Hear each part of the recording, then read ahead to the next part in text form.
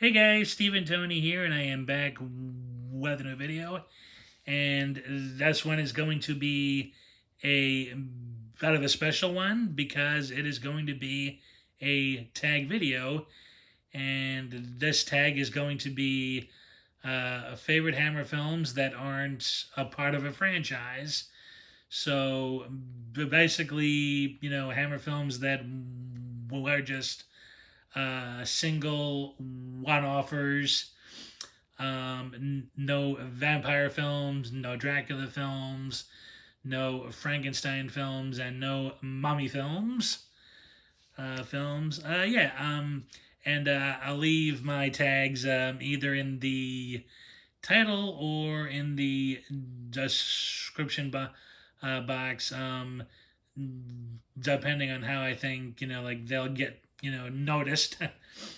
so yeah, yes, I was actually inspired to do this from Hammer's announcement that it would be doing its own 4K restorations of its back catalog, and just their announcement that they're in the black again and really operating well again as a company. Yeah. So yeah, oh yeah, and the only rule is that it has to be more than uh, three titles. I'll recommend anywhere from 4 to 6 titles. But you can always do more if you like. If you only have uh, three, but really enjoy them, you can still include them. So, yeah, they like the whole point of this is to have fun. I'm just trying to set what I think will be a fair guideline.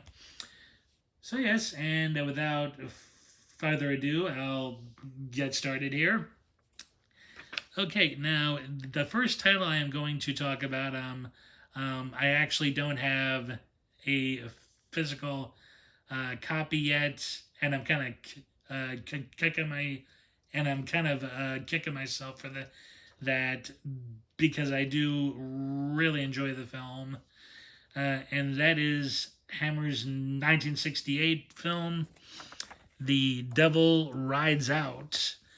Yes, this is actually my second favorite Hammer film ever, after The Mummy from 1959.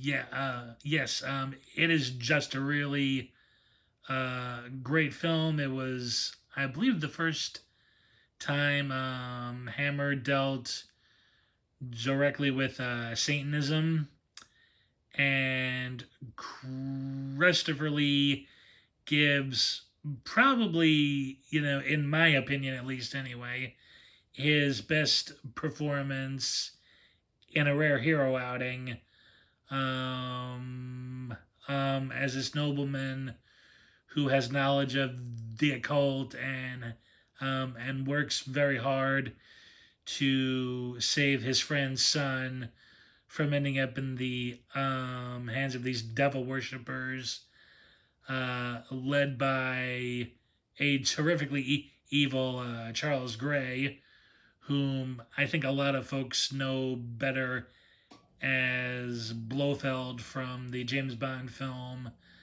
uh, Diamonds Are Forever, and others might know him actually as a Mycroft Holmes from the Granada Jeremy Brett Sherlock Holmes series. So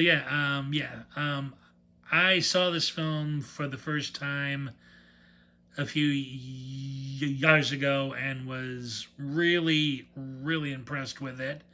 It's mainly shot indoors, I believe, but the atmosphere is still there. I mean, the dread these characters are feeling, that the evil bad guy, Akata. I like it. It was having all these evil forces, surround them, and yeah, I mean, like, it is some of Hammer's best non-franchise works, I believe. Eh, yeah, just a really, really excellent film, and Lee, of course, does, absolutely fantastic in it. I believe he's gone on record saying that The Devil Rides Out was probably his favorite film to do for Hammer, which is saying a lot. Um, given his ups and downs with the company. So yes, that is The Devil Rides Out. Okay, now for the titles I have in my collection, and these are gonna be in a chronological order. So the first title is The Hound of the Baskervilles. Now, I don't really view this one myself as a horror film, in spite of the cover used here. It was Hammer's first and only Sherlock Holmes adaptation. They had actually planned on a series, but for whatever reason, they chose not to move forward with it. But yeah, it is a really good adaptation. If you've ever read the Conan Doyle story, there is a kind of atmosphere to it. And you do get this dread from being out on the moors, like moors, yeah. Oh yeah, and for anybody who isn't familiar with the story, basically, Sherlock Holmes is hired by Sir Henry Baskerville to kind of help him out. It's thought his family's estate is cursed, but and that this hound from hell, stalks the estate, and Holmes and Watson basically have to figure it all out, and see what's really going on. And for Hammer's only time doing Sherlock Holmes, it's actually quite well done, and Peter Cushing is definitely a solid Holmes. He's definitely the second best after Jeremy Brett. And it's a shame he only played Holmes in this film. He did do a brief series as Holmes, but Cushing was never quite happy doing that show, from what I recall reading, and I think he came back in the 80s doing it when he was older. Older, and was good, good in that one. So and Andre Morel, who was one of both Hammer and Britain in General's finest character actors. He ended up saving Watson from being stuck as the bumbling comic relief started by Nigel Bruce in the Basil Rathbone films. And he's equally as excellent as Cushing, and of course you have Christopher Lee in one of his early non-bad guy roles as the guy who has to be protected in Sir Henry Baskerville. And yeah, I really enjoy this film. This, oh, excuse me. That is the Arrow video release, which I got because it has all of the special features in one disc, which I love. And yeah, it is just a really good, film. The horror overtones or undertones, I can never remember. Excuse me, I can never remember exactly what it is, but the tones in it are very good. Are very good, like very atmospheric, and they're played kind of over the. I don't know. I'm sorry. They're kind of played up a bit more than probably what's in other adaptations, but it still works very fine. And the heart of the story is a mystery. They're there's clearly something human happening, even though the visual evidence is is saying something supernatural role. And it's just it works very well. It's melded together nicely, and you'll get a fine mixture of the thrills and the chills Hammer's known for, all while staying very faithful to the Conan Doyle story. And that is The Hound of the Baskervilles from 1959. Yeah. Yeah.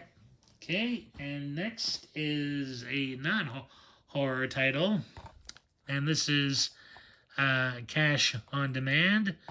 Let's see. I talked about this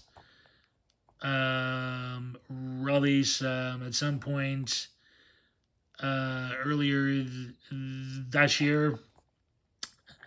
Yeah. Like this is a really solid title.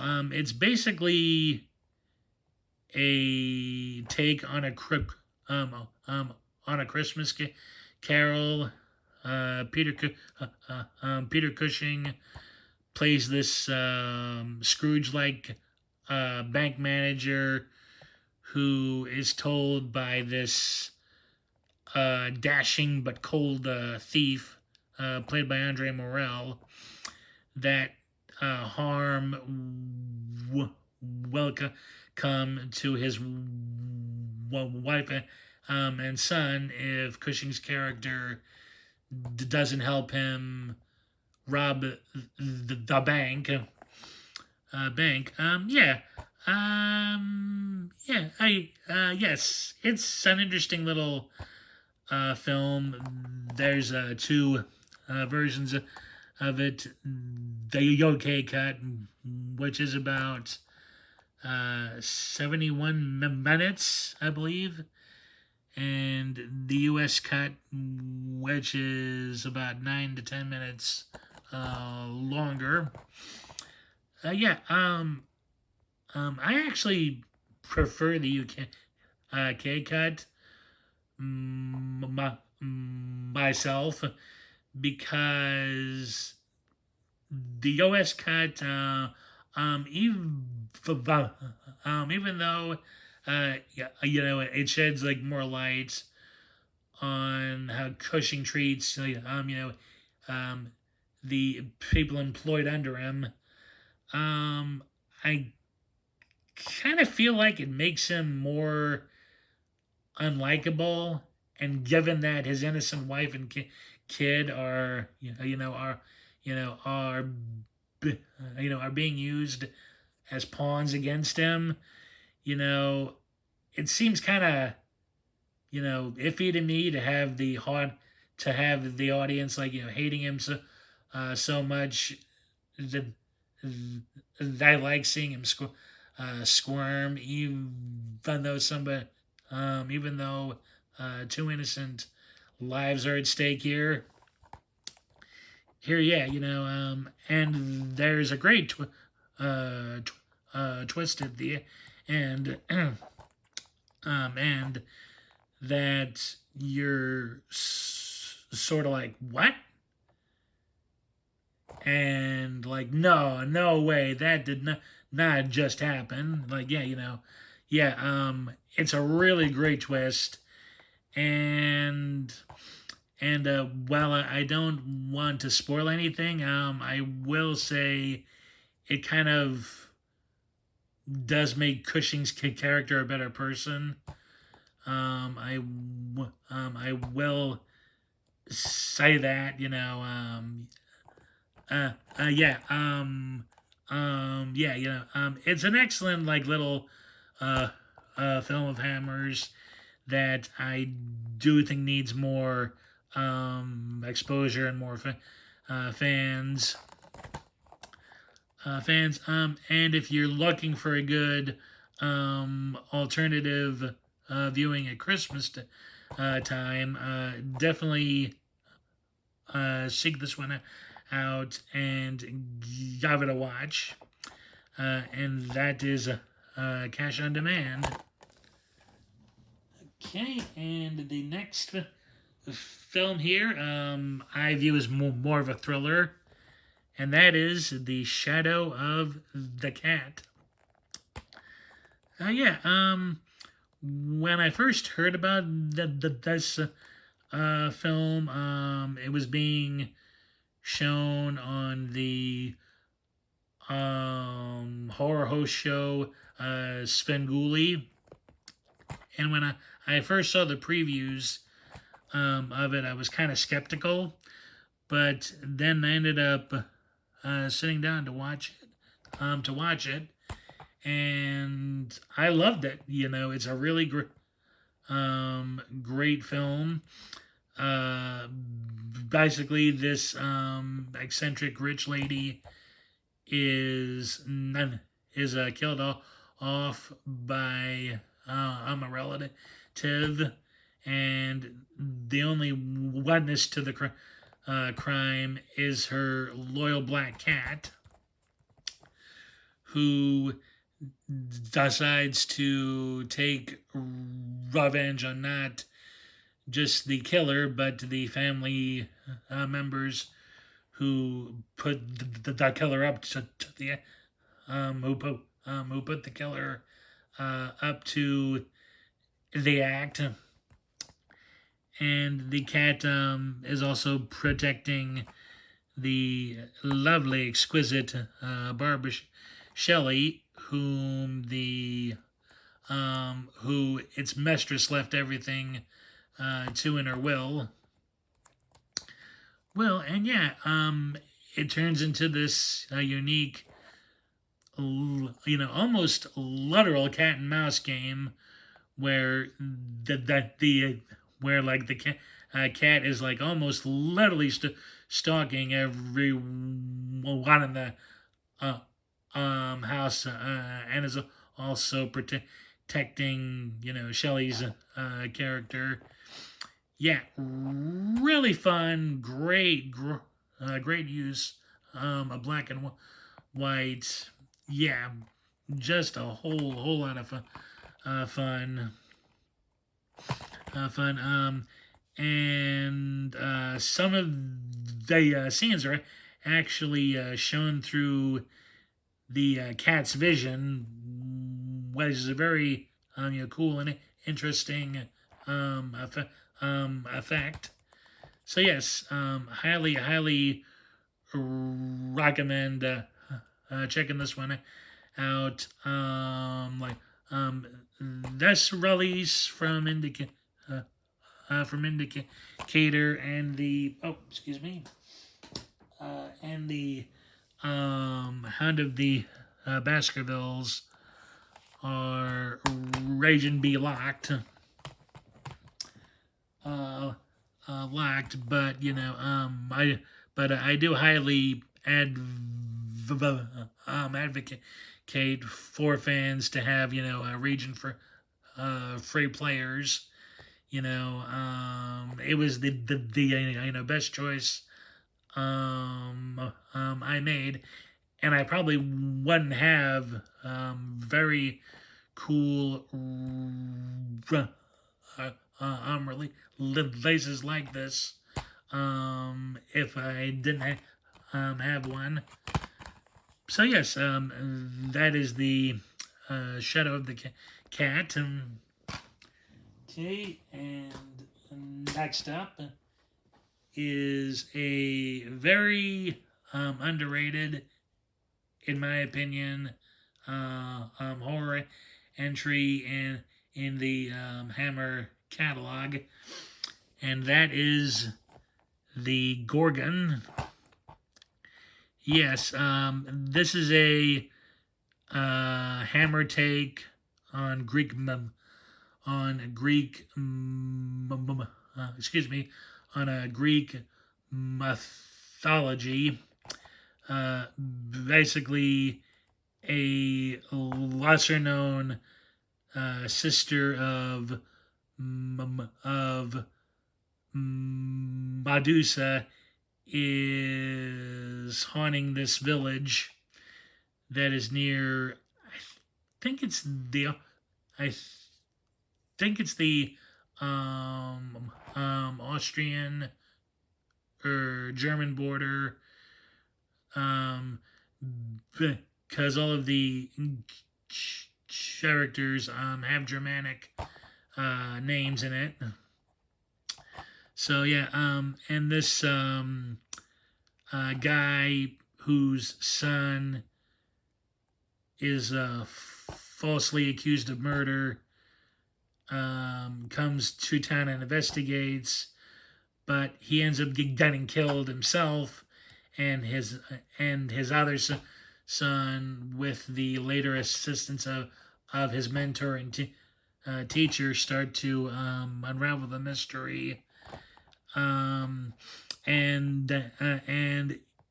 it involves the dubious head of a mental institution and his one nurse who may be hiding a secret.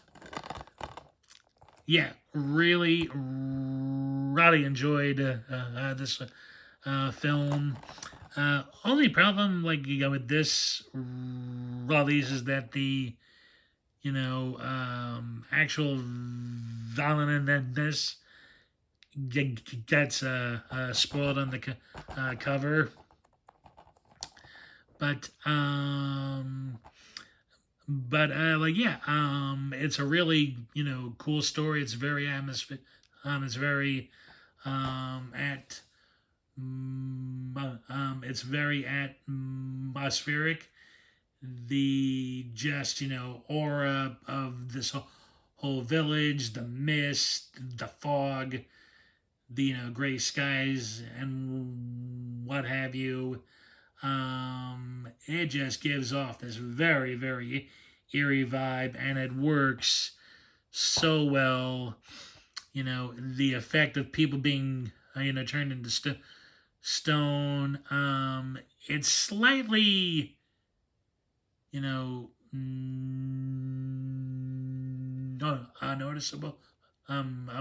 It's slightly noticeable and maybe a little cheap, at points, but it does still work. It does work quite well. Especially the transformation of the father character, like that is really well done.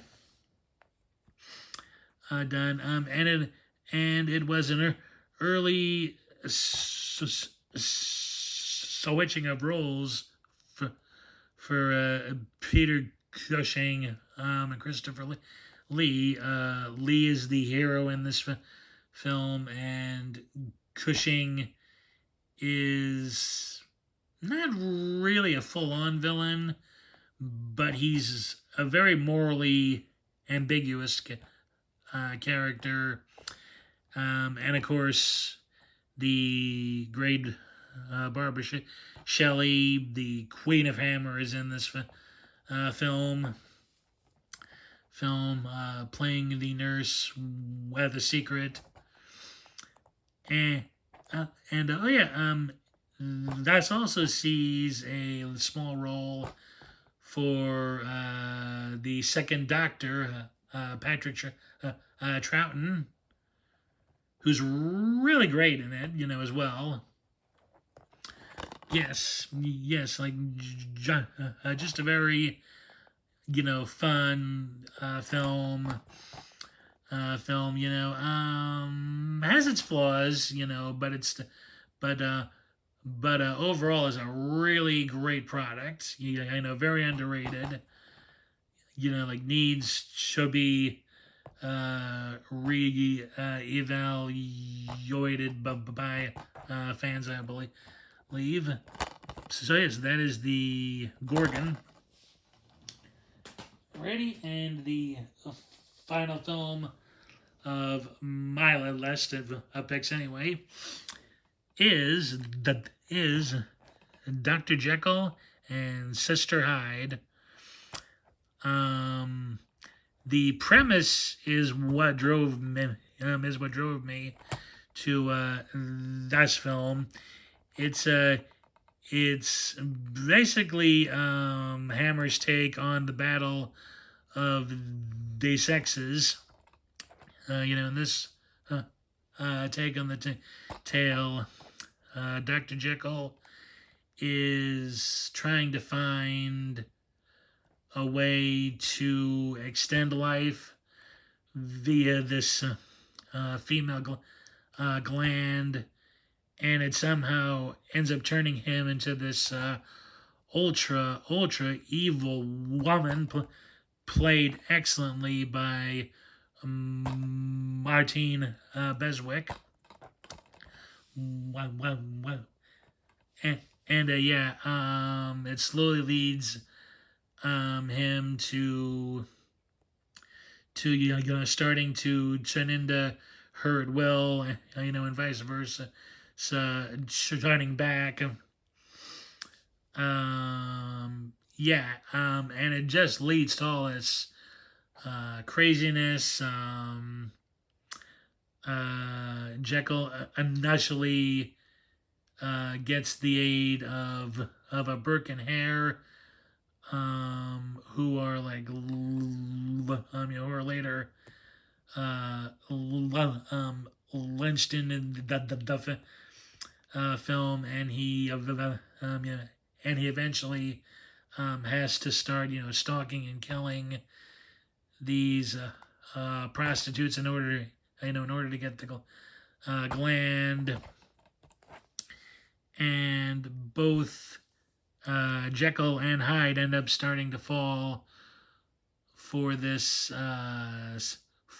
for these brother and sister who live in the flat above him.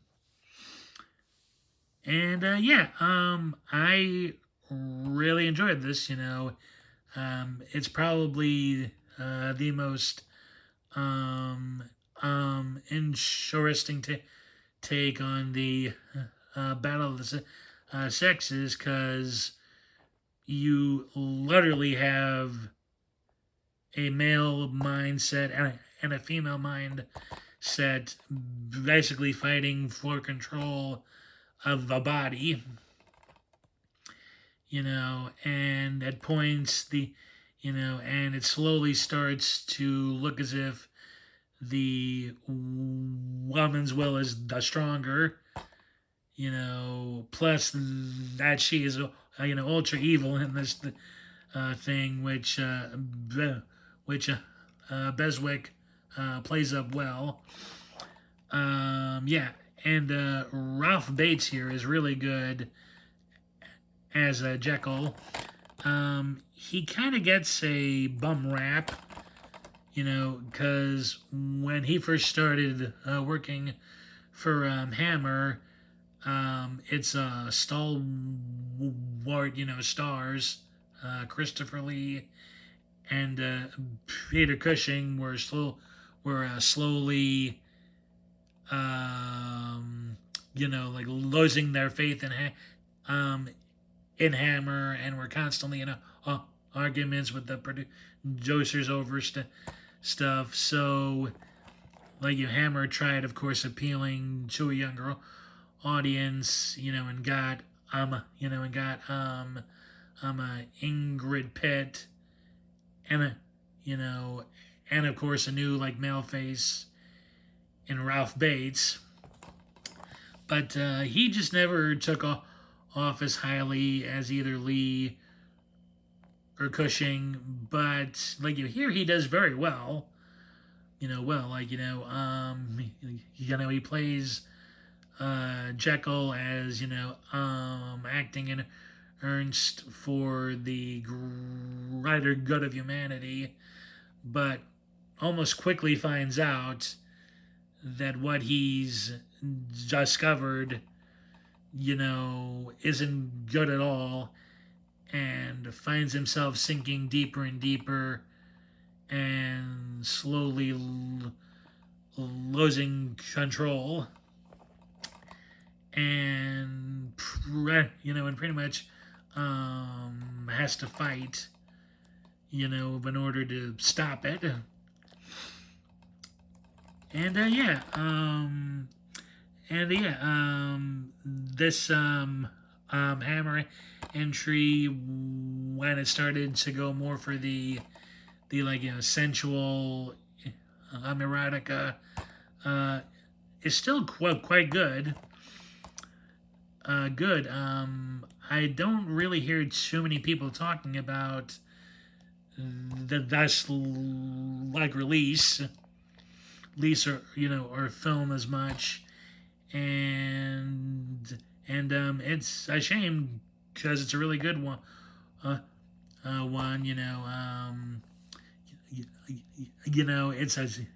it's a period piece, it's science fiction, it's horror, it's got the atmosphere and the mood, two stellar leads, I would say out of the early 70s, like non-franchise stuff from Hammer, this is a really good, really less talked about entry that does deserve a lot more praise and love. So yes, that is my final pick, Dr. Jekyll and Sister Hyde. And like this one is a region B as well. Unfortunately, Lee, but there is a Scream Factory Blu-ray for anyone who doesn't have a region free player. So yes, that is Dr. Jekyll and Sister Hyde as my last pick. And that'll do it for this video. I do hope you all enjoyed. If you've seen any of these films, let me know in the comments if you enjoyed them or not. Or not. If you haven't seen any of them, has your interest been piqued in checking any of them out? Like, which film is your favorite? Which you generally like? Yeah. yeah, just let I know in the uh, comments your thoughts on any of the on any of the yeah, please give this video a thumbs up. It does help the channel out. And if you haven't already and would like to, please hit that subscribe button and bell notification button for more content like this. And again, uh, thank you for watching. I hope you enjoyed, and I'll see you all in the next one. Take care, everybody. Bye.